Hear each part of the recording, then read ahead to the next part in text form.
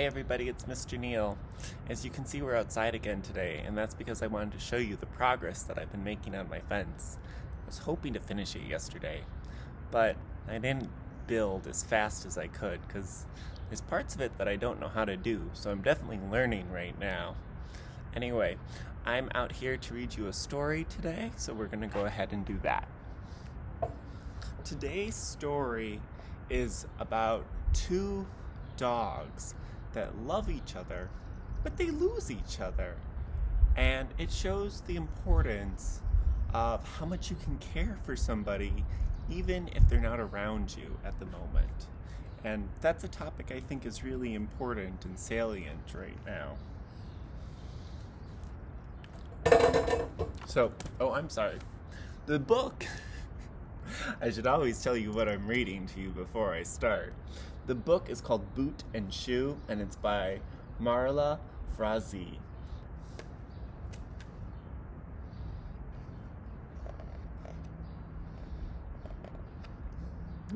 And if I can find the front page, we'll be in business. There we go. Sorry about that. Boot and Shoe were born in the same litter, and now they live in the same house. They eat dinner out of the same bowl, and they pee on the same tree, and they even sleep in the same bed.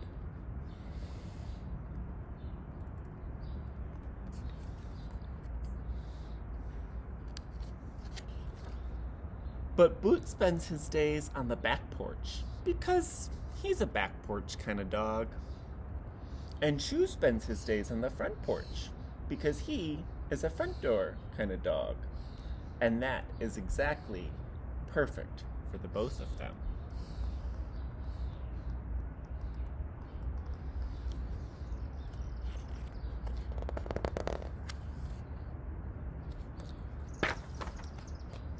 Then one day, for no apparent reason, a squirrel started some trouble.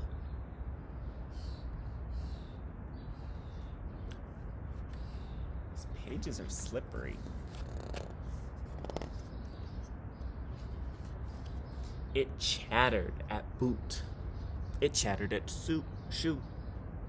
It threw stuff at Boot. It threw stuff at Shoe.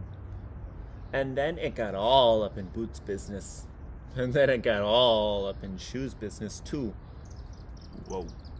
Something had to be done.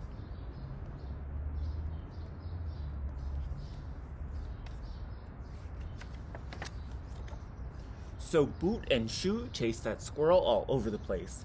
And they chased it, and they chased it, and they chased it until it got bored and walked away. Look at all the places they chased that pesky squirrel.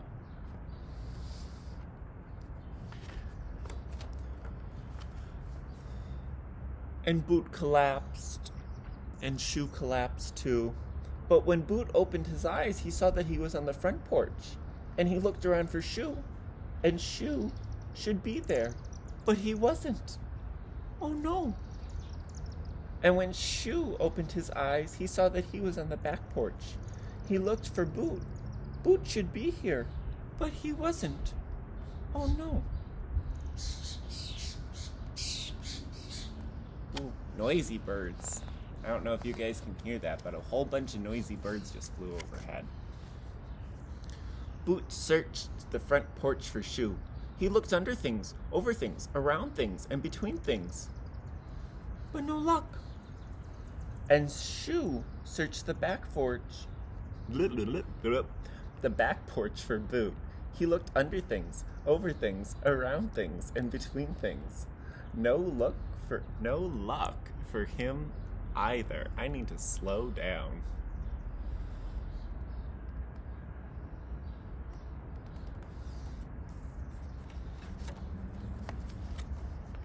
Boot decided to station himself on the front porch and wait there until Shoe found his way back. And Shoe decided to station himself on the back porch and wait there until Boot found his way back. So they're both waiting.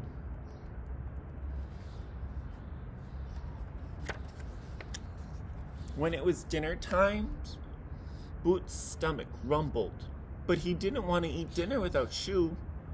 Shoo's stomach rumbled too, but he didn't want to eat dinner without Boot. It was a long and hungry evening. At bedtime, Boot was shivering, but he didn't want to go to bed without Shoo. Shoo was shivering too, but he didn't want to get into bed without Boot.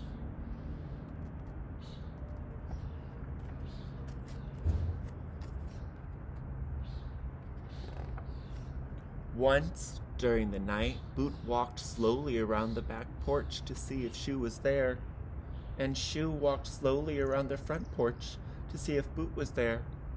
But no luck again.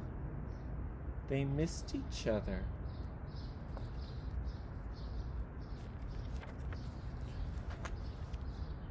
So Boot ended up back on the front porch waiting for Shoo, and Shoo ended up on the back porch waiting for Boot.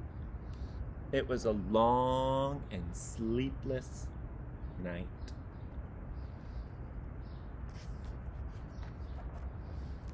And the sun came up on the front porch, and there was still no sign of Shoo. And Boot began to cry.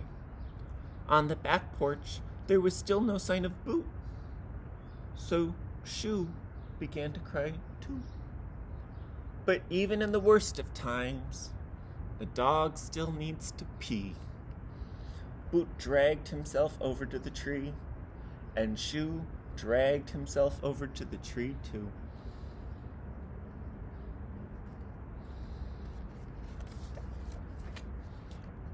And suddenly, lo and behold, there they were again, overjoyed to see each other.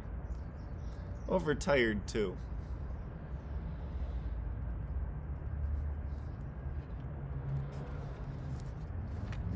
So even though the day was just beginning, Boot and Shoo decided that the exact perfect thing for the both of them to do was go right to bed.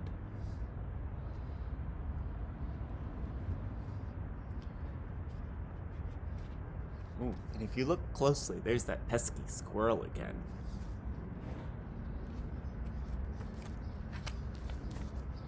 And they went to bed together, of course. I hope you enjoyed the story. It's all done for the day. I'm gonna get going so that I can finish that fence. Hope you guys have a great day. I love you, but don't tell anyone.